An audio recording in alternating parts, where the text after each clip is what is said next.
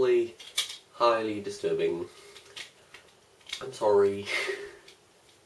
Did you hear that just last Sunday there were a remarkable number of missing people cases around the vicinity of the Donington racecourse? What it was is that people got a little bit too close to the barrier during Aerosmith's set, and they sort of fell into Steven Tyler's mouth. Thank you! I'll be here all week. Literally, I live here.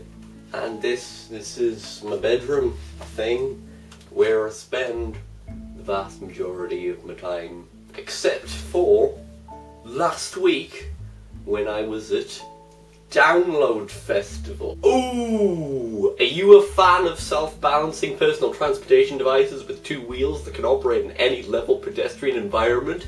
Because BAM! Look at that segue. So, without further ado, here are my top 20 moments of Download 2014.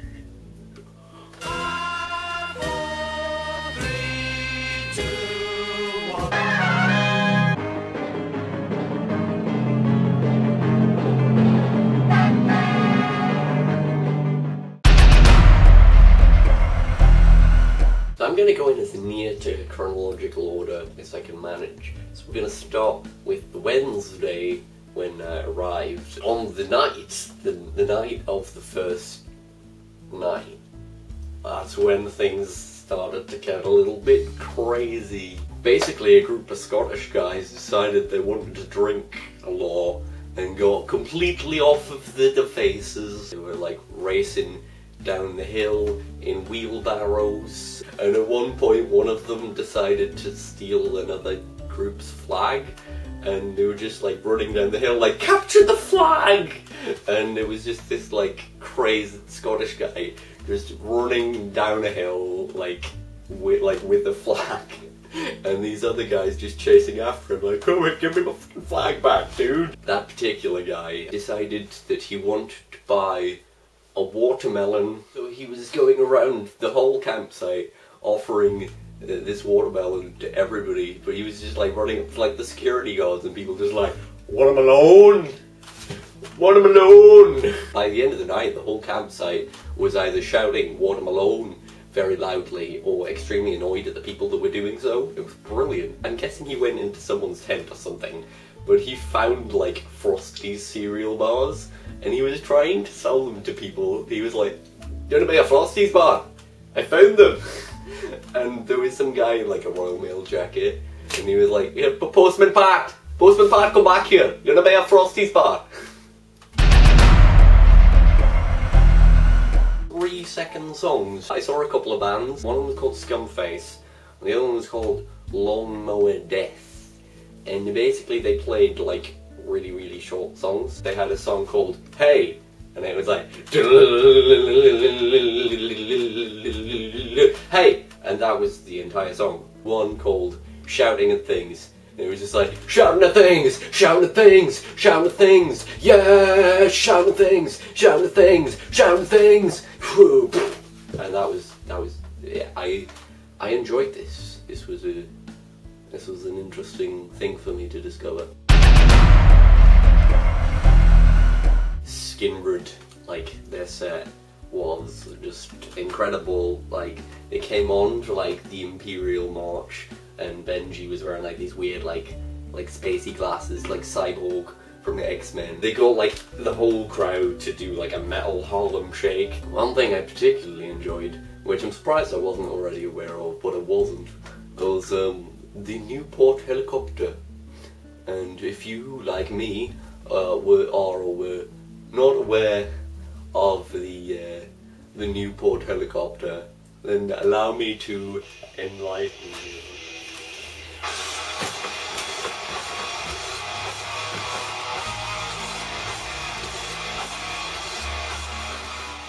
So that was fun.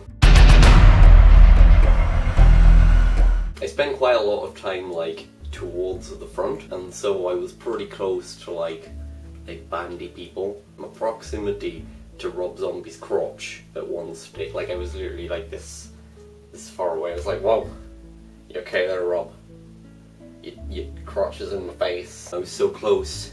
I could feel Zakk Wylde's beard like melt in my face with the guitar solos, because it's his beard that plays the guitar. Black Label Society, Zakk Wylde's beard is actually the guitarist. Avenge Sevenfold. When I was in like year 8, those guys were like my life. They're one of the bands that got me into the heavier side of music, so I owe them a lot, and I finally saw them live and that was really good. Hashtag why not dying fetus. So this technically happened a little bit before the event, and by a little bit before the event I mean like way before, when they were just announcing the headliners, like Avenge Sevenfold, Linkin Park and Aerosmith. And a lot of people were like, whoa guys, you're supposed to be like a metal festival. Like last year we had Iron Maiden and we had Slipknot. Why are you doing this? These bands aren't heavy enough. We need heavier bands. And then someone jokingly said, why not Dying Fetus? And Metal Hammer saw this and were like, lol, look at this guy who said why not Dying Fetus. And they made a joke out of it. And then it became a meme. And everybody like was just like, why not Dying Fetus? And then Download were like, well, you know what? Screw you guys. You said why not Dying? We booked them. They're playing. They're at Download. What are you gonna do? The funniest part about Dying Fetus playing at Download was that they played it on the Saturday, which is the same day that Bring Me the Horizon and Fall Out Boy were playing. So basically, all of like the 12-year-old girls were at the barrier like, oh my god, this is the best day of my life, I'm gonna see my favourite bands in the world, oh my god. And then Dying Fetus came on stage. The actual greatest hats in the world. Finally got to see Bowling for Soup. I'm not gonna lie, I don't listen to their music a great deal. I really should. Like, I didn't even know half of the songs that they played, and I was like, well, this is awkward. But, like, just them as people, and just, like, their stage presence, and just what they do. They're just generally great. They sacrificed a giant, like, inflatable sheep, and dedicated it to the vegan vegetarian stand. Also played the Phineas and Ferb theme tune, so I got to hear that, like, live. Alan! Alan! Steve! Steve!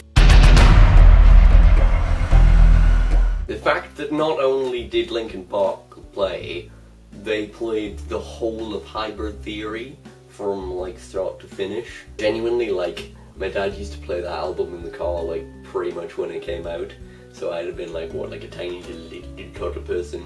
So basically that was one of the albums that essentially got me into music, and like they just played the whole thing like live. The whole crowd, or at least the crowd that I was with, knew basically every single word, and it was a beautiful moment.